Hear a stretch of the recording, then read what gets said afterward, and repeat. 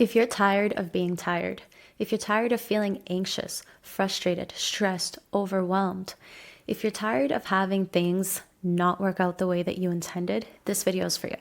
Today, I'm going to be talking about the number one reason you're not seeing the types of results that you want, especially when it comes to stressful, anxiety-inducing situations like speaking up in a meeting or taking on a client call. And the reason for it is not what you think.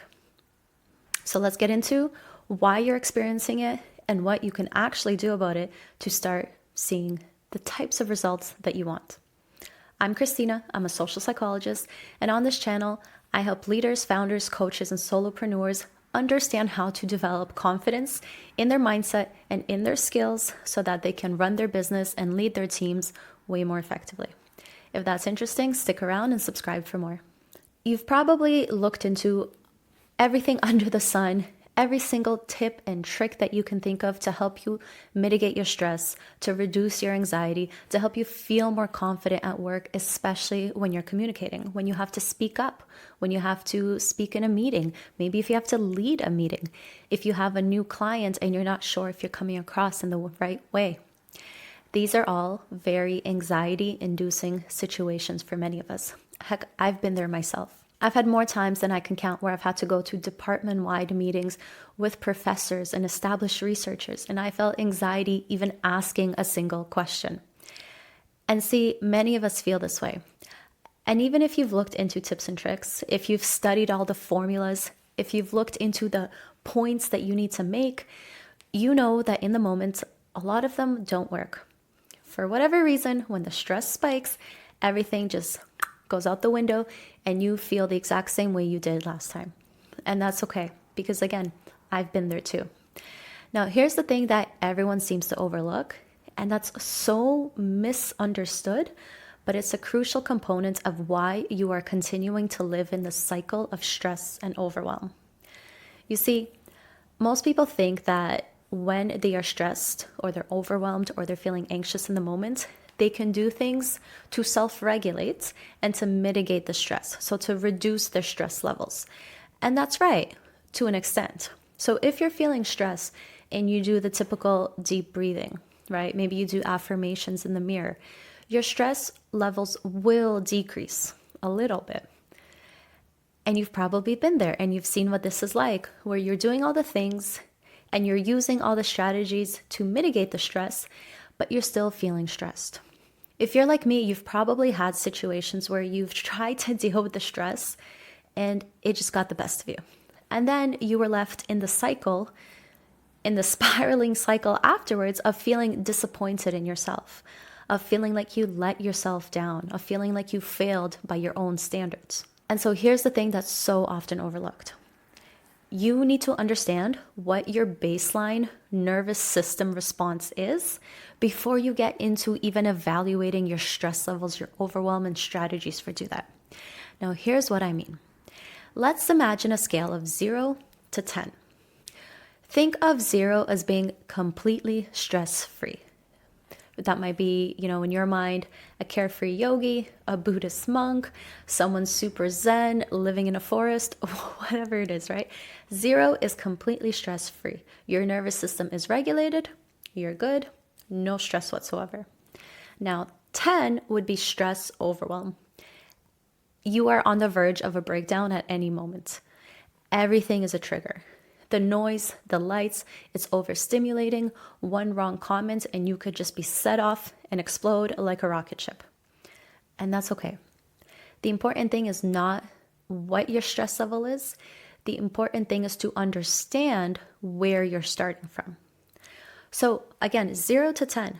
Most people think that if they are stressed in the moment, let's say you're about to speak up in a team meeting, and your cortisol spikes and you're feeling stressed and you feel like you're at an 8 or a 9.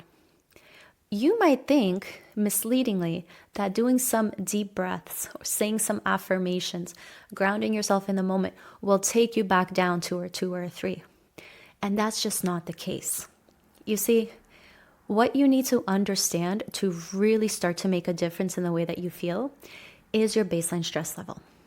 So if on a daily basis, you are walking around already at a 7 or an 8, if when you sit down and you have your morning cup of coffee or you're on a break having a snack and you're still at a 7, 8 as a default, well, anytime you have another stressful situation during the day, you're going to go up to a 9 or a 10, maybe even an 11 or a 12.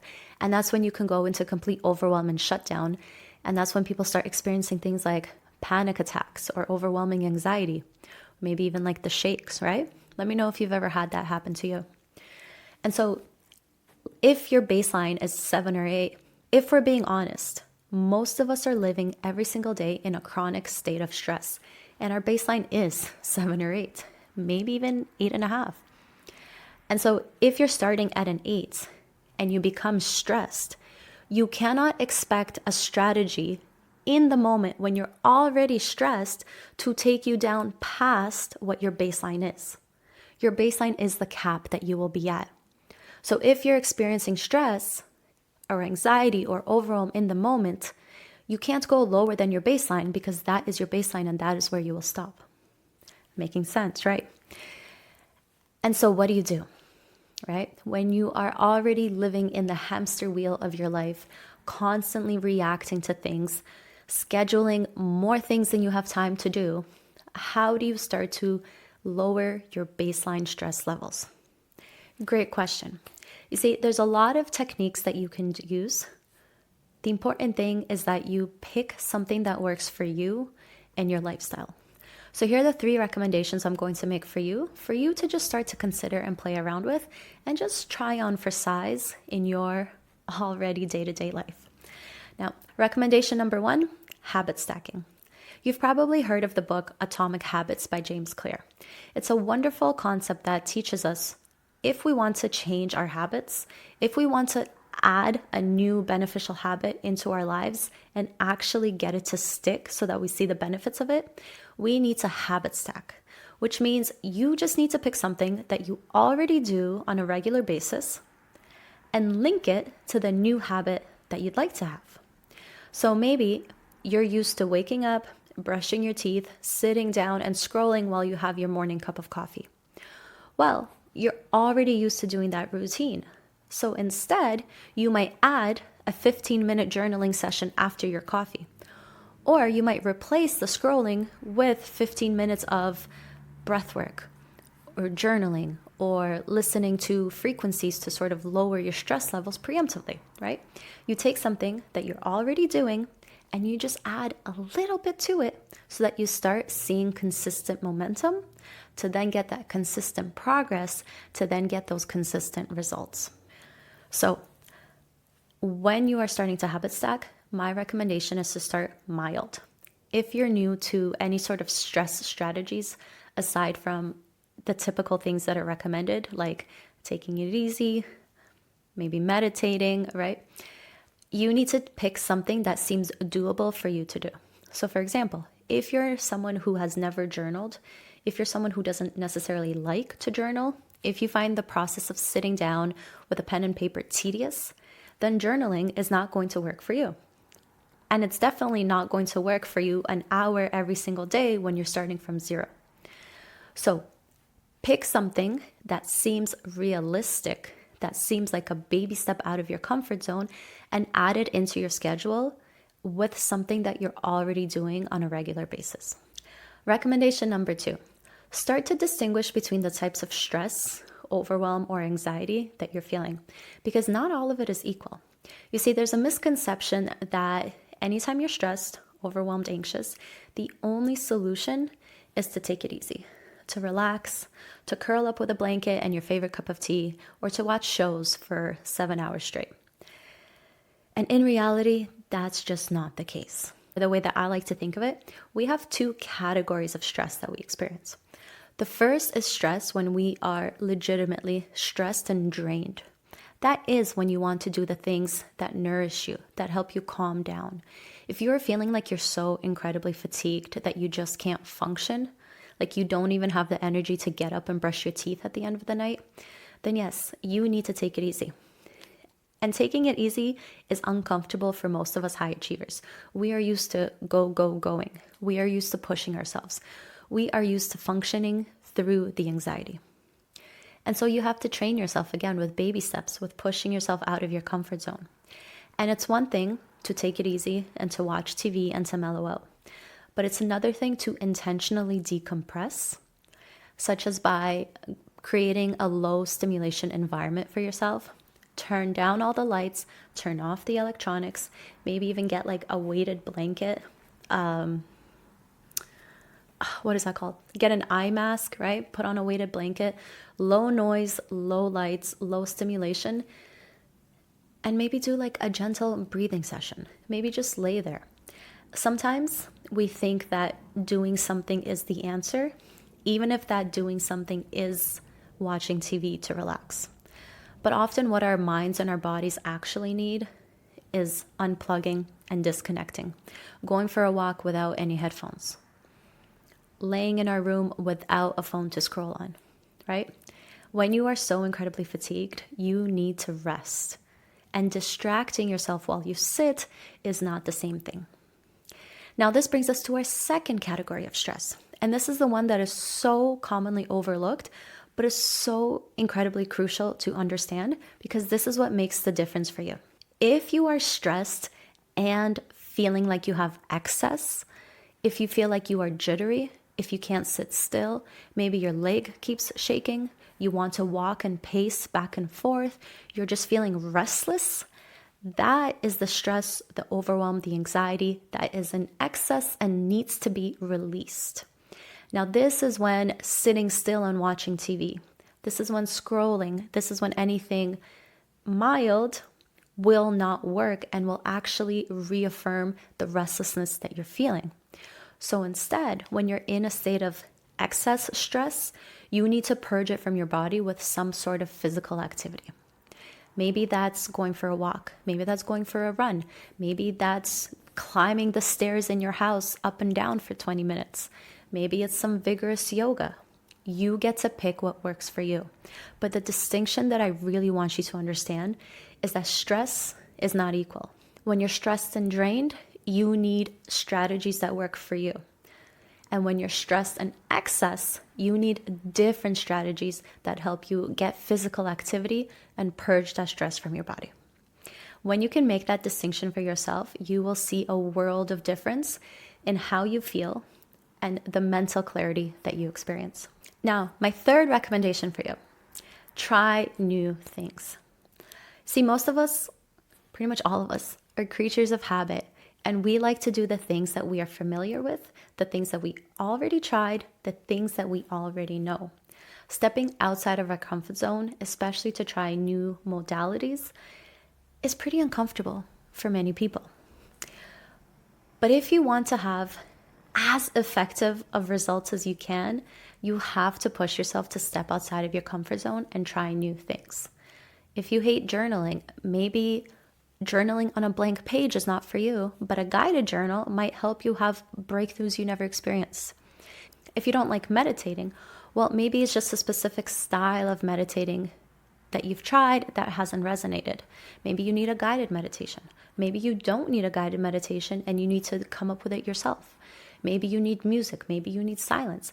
There is so many tweaks and changes that you can make to customize your strategies to help you regulate your nervous system in a way that works for you.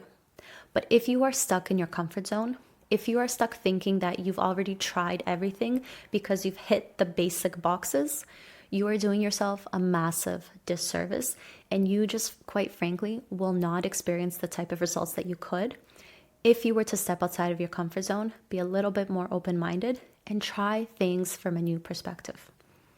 There are so many modalities out there, and odds are you haven't tried every variation of every kind. And the reality is, more than one thing will work for you. And that's perfect, because we are all unique. We are all different. We have different preferences. We have different lifestyles. We have different schedules. We have different constrictions on what we can and cannot do on a daily basis.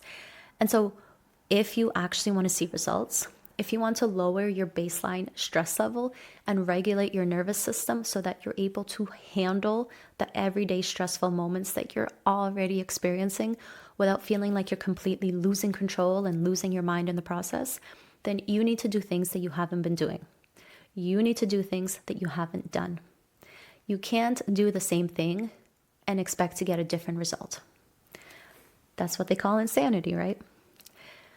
So give yourself permission. Heck, I am giving you permission to try something new that is beneficial, that is healthy, and that is going to help you regulate your nervous system. So to summarize, whatever your baseline level of your nervous system is, that is what you will continue to come back to until you can lower the baseline. Most of us are already walking around on a pretty high stress level. And so we can't expect any short-term technique to help us calm down more than our baseline allows in the moment when we're already triggered and dysregulated.